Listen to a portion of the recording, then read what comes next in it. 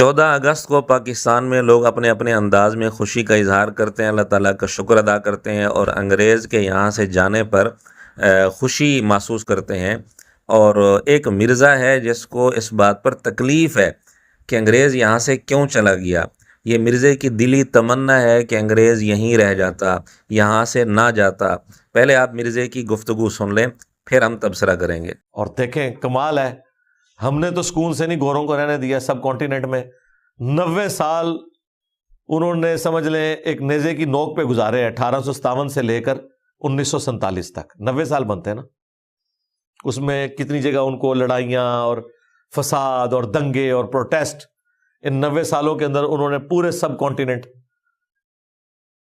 میں ریلوے کی پٹریاں بچھا دی ہیں۔ آج تک وہی ٹریک یوز ہو رہے ہیں۔ پٹری ہم کبھی کبھار چینج کر لیتے ہیں، سلیپرز بھی چینج کرتے ہیں، ٹریک وہی ہیں جو ٹریک بنا دیے میں، ایون کئی پل بھی وہی ہیں، نہری نظام دے دیا۔ آپ اندازہ کریں اتنے سے وقت کے اندر لوگ کہتے ہیں جی انگریز چلے گئے، اگر انگریز اتنے ہوتے تو پھر ساڈا کی حال ہوتا؟ جی حال یہ ہوتا کہ آج بلٹ ٹرین نہیں پھر رہے ہوتے، ریل کار ہی ذلیل ہو رہے ہوتے، یہ حال ہوتا۔ یہ ہوتا ہے دجل۔ مرزا یہ تو بتا رہا ہے کہ جی ہم نے ان کو سکون سے نہیں رہنے دیا اور ان کے خلاف احتجاج کرتے رہے، وہ بیچارے سکون سے حکومت نہیں کر سکے۔ یعنی تحریک آزادی کے لیے بر صغیر میں جتنی کاوشیں ہوئیں، کوششیں ہوئیں، محنتیں ہوئیں، مرزے کے نزدیک یہ سب غلط تھیں، مرزے کے نزدیک یہ سب فضول تھیں اور مرزے کے نزدیک ایسا نہیں ہونا چاہیے تھا۔ اور عجیب بات ہے کہ مرزا کو انگریز کافر کے خلاف آزادی کے لیے کوشش اور احتجاج یہ تو پسند نہیں ہے، اور اس کی مرزا تردید کر رہا ہے کہ نہیں ہونا چاہیے تھا اور اس کو تکلیف ہو رہی ہے۔ لیکن سیدنا عثمان رضی اللہ تعالیٰ عنہ کے گھر کا جنہوں نے گھراؤ کیا تھا، مرزا کہتے ہیں ان کا یہ فعل ٹھیک تھا، وہ احتجاج کر رہے تھے، یہ ان کا حق تھا۔ اچھا ہمیں اس جنگ سے اختلاف ہے، صرف وہ یہ کرتے نا قانون ہاتھ میں نہ لیتے، جس طرح حضرت عثمان کے مخالفین نے قانون ہاتھ میں نہیں لیا تھا، صرف گھیراؤ کیا تھا، پھر بعد میں انہوں نے ایکٹیویٹی پرفارم کی۔ جب تک وہ ٹھیک تھے ہم انہیں ٹھیک مانتے ہیں کہ یار ان کا احتجاج تھا، حضرت عثمان نے بھی نہیں روکا کیونکہ وہ صحابہ تھے، اس میں کئی صحابہ جو ہیں وہ اصحاب شجرہ میں شامل تھے، وہ صحابہ تھے۔ لیکن جب انہوں نے قتل کیا ان میں سے کسی بندے نے تو وہ ایکٹیویٹی غلط ہوگی۔ گھیراؤ کرنے والوں میں اصحاب شجرہ شامل تھے، صحیح سند کے ساتھ مرزا آج تک پیش نہیں کر سکا۔ بہرحال یہاں مرزا کہہ رہے ہیں کہ یہ جو انہوں نے گھیراؤ کیا تھا یہ قانون ہاتھ میں لینا نہیں ہے، یعنی یہ درست عمل تھا۔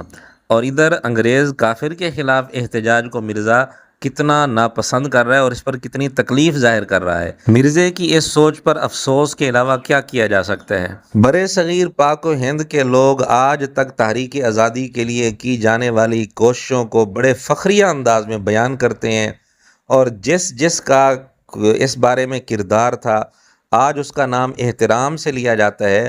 لیکن ایک مرزا ہے جس کو تکلیف ہو رہی ہے کہ یہ کوششیں کیوں ہوئیں اور انگریز کو سکون سے حکومت کیوں نہیں کرنے دی گئی۔ اور اس حوالے سے بڑے مرزے کی بھی یہی سوچ تھی، چھوٹے مرزے کی بھی یہی سوچ ہے۔ چھوٹا مرزا کس طرح اپنی تڑپ ظاہر کر رہا ہے انگریز کے حوالے سے کہ انگریز یہاں سے نہ جاتا تو آج اتنی ترقی ہوتی، اتنی ترقی ہوتی، اور ہم نے خواہ انگریز کو یہاں سے نکلنے پر مجبور کر دیا، سکون سے ان کو حکومت نہیں کرنے دی۔ یعنی مرزے کی خواہش ہے کہ انگریز نے جس طرح ہمیں غلام بنا کر رکھا ہوا تھا اسی طرح غلام ہی رہ جاتے، اور تھوڑی بہت جو سہولیات وہ دے دیتا وہ سہولیات ہم لے لیتے، لیکن غلام ہی رہ جاتے، ہمیں آزادی نہ ملتی، انگریز یہاں سے نہ جاتا۔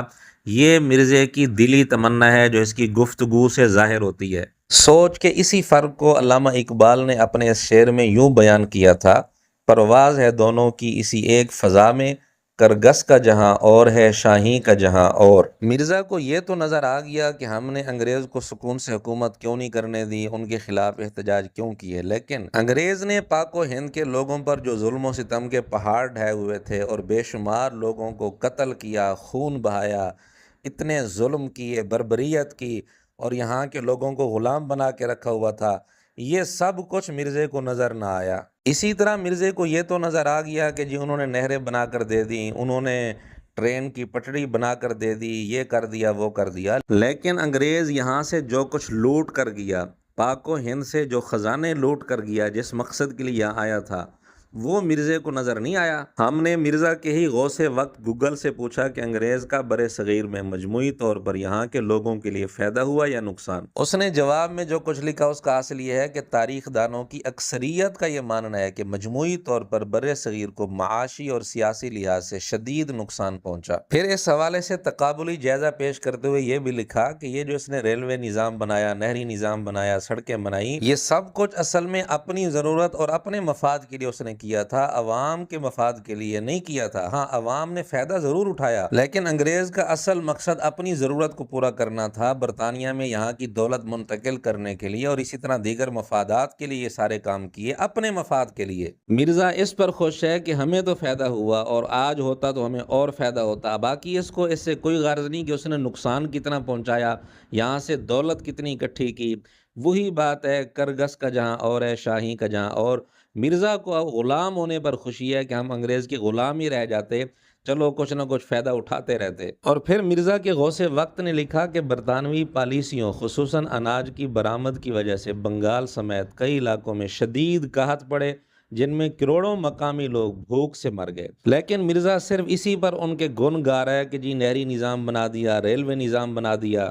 ہم نے مرزا کے غوث وقت گوگل سے واضح طور پر پوچھا کہ نہری نظام اور ریلوے نظام انگریز نے اپنے فائدے کے لیے بنایا تھا یا لوگوں کے فائدے کے لیے؟ اس نے جواب میں لکھا انگریزوں نے بر صغیر میں نہری اور ریلوے نظام بنیادی طور پر اپنے معاشی اور فوجی فائدے کے لیے بنایا تھا، اور اس نے لکھا کہ تاہم وقت کے ساتھ ساتھ اس کے کچھ ذیلی فائدے مقامی لوگوں کو بھی پہنچے۔ مورخین اس بات پر متفق ہیں کہ ان منصوبوں کا اصل مقصد عوامی فائدہ نہیں بلکہ برطانوی سلطنت کو مضبوط بنانا تھا۔ مرزا کے غوث وقت گوگل نے یہ بھی بتایا کہ انگریز کی ظالمانہ معاشی اور انتظامی پالیسیوں کے نتیجے میں کروڑوں لوگ بھوک کی وجہ سے تڑپ کر مر گئے۔ خاص طور پر بنگال کا واقعہ اس نے بتایا کہ 30 لاکھ سے زیادہ مقامی افراد فاقہ کشی اور بیماریوں سے مر گئے۔